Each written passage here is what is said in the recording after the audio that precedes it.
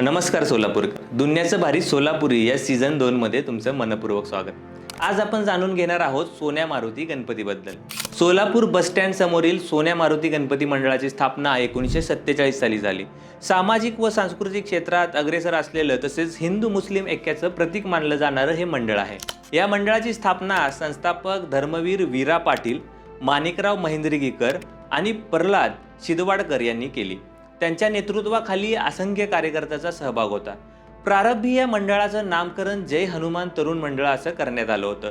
तुरुंगवाडा संबोधल्या जाणाऱ्या विश्वंभर जाधव यांच्या बंगल्याजवळ म्हणजेच दक्षिण कसब्यातील सोन्या मारुती मंदिराजवळ या गणपतीची प्रतिष्ठापना करण्यात आली आणि म्हणून पुढे जाऊन या गणपतीचं नाव सोन्या मारुती गणपती असं पडलं. गणेश आगमनावेळी लेझिम पथकाने मिरवणूक काढणारं हे पहिलं मंडळ होतं. फक्त एवढंच नाही तर विविध सांस्कृतिक कार्यक्रम घेण्याची परंपरा मंडळाने टिकवून ठेवली आहे. पंडित भीमसेन जोशी, उषा चव्हाण तसेच सातारकर महाराज देखील या मंडळाला भेट देऊन गेले आहेत. सोलापूरकरांना नेहमीच नवं काहीतरी देण्यासाठी हे मंडळ कार्यरत असतं. तर ही होती सोन्या मारुती गणपती मंडळाची गोष्ट. हा व्हिडिओ आवडला असेल तर नक्की शेअर करा आणि अशाच माहितीपूर्ण व्हिडिओसाठी लव सोलापूरला फॉलो करायला विसरू नका. भेटूया दुसऱ्या भागात दुसऱ्या गणपतीचं स्मरण करायला.